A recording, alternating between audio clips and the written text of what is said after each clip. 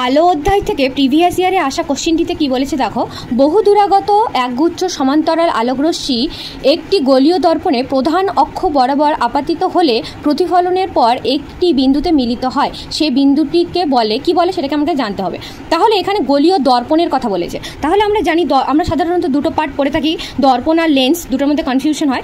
দর্পণে আমরা প্রতিফলন দেখতে পাই, মানে কি এই যে দর্পণ মানে আয়না। তাহলে আয়নার পেছনে এভাবে কালার করা থাকে, সমতল দর্পণ একটা নিলাম, দিয়ে কি হয় এটাকে যদি আমরা লম্ব আঁকি, আয়নাতে এসে আলোকরশ্মি পড়লে ভেদ করে চলে যায় না, তখন কি হয়ে যায় এটা এইভাবে রিফ্লেক্ট করে যায়, মানে প্রতিফলিত হয়ে যায়। তার দর্পণের মধ্যে সবসময় আমরা কি দেখতে পাই, প্রতিফলন দেখতে পাই।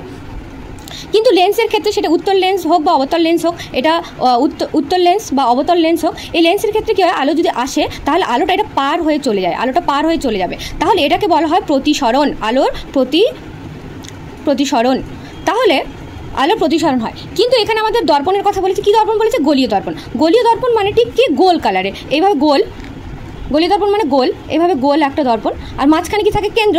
কিন্তু গোলীয় দর্পণটাকে আমরা অর্ধেক অংশ নিয়ে দেখি, ঠিক এইভাবে হাফ করে দেখাই। তাহলে এটার মাঝখানে কেন্দ্রটা থাকবে, যে কেন্দ্রটাকে বলা হয় বক্রতা কেন্দ্র, যেটাকে আমরা সি দিয়ে লিখি।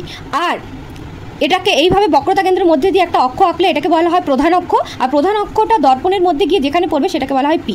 এবার এই যে আমরা গোলীয় দর্পণ পড়বো, দর্পণটা সাধারণত দুই ধরনের পড়ি, একটা হচ্ছে উত্তল দর্পণ, একটা হচ্ছে অবতল দর্পণ। যেমন আমরা চামচ দেখেছি, চামচের যেটা ভেতরের অংশ, ভেতরের দিকে এসে যদি আলো পড়ে, বাইরের দিকটাতে যদি কালার করা থাকে, আলো দর্পণ বলেছে তার মানে পার হয়ে যাবে না, আর এটার মাঝখানে হচ্ছে বক্রতা কেন্দ্র। তাহলে যেটা ভেতর দিকটা আছে, ভেতরে এসে আলো পড়লে সেটা হচ্ছে আমাদের অবতল দর্পণ। কিন্তু চামচের উল্টো দিকটা, উঁচুর দিকটাতে এসে যদি আলো পড়ে আর ভেতরটা যদি কালার করা থাকে, তাহলে এটাকে আমরা বলবো কি, উত্তল দর্পণ, আর এটাকে বলবো অবতল দর্পণ। তাহলে কি হলো, এখানে আলোক রশ্মি এসে যদি দর্পণের মধ্যে আপাতিত হয়, মানে এটা প্রধান অক্ষ, আর এটা হচ্ছে এর প্রধান অক্ষ, এটা হচ্ছে মেরু, এটা প্রধান অক্ষ আঁকলাম, এটা বক্রতা কেন্দ্র, মেরু, আর মাঝখানে থাকে ফোকাস। এবার বলছে সমান্তরালভাবে যদি আলোক রশ্মি আসে, তার মানে এইভাবে ঠিক সমান্তরালভাবে আলোক রশ্মি আসে, এইভাবে সমান্তরালভাবে আসে। আমরা জানি আলো চ্যাপ্টারে আমরা 4টা সূত্র পড়েছি, যদি আলোক রশ্মি প্রধান অক্ষে সমান্তরাল আসে তাহলে আলোক রশ্মি সবসময় কোন দিক দিয়ে যায়, ফোকাস দিয়ে যায়। এটাও ফোকাস দিয়ে এইভাবে আসবে, এটাও ফোকাস দিয়ে এইভাবে যাবে, এখানে ফোকাস দিয়ে যাবে। তাহলে যেই জায়গায় মিলিত হবে এটা কি হবে, এটি হবে ফোকাস।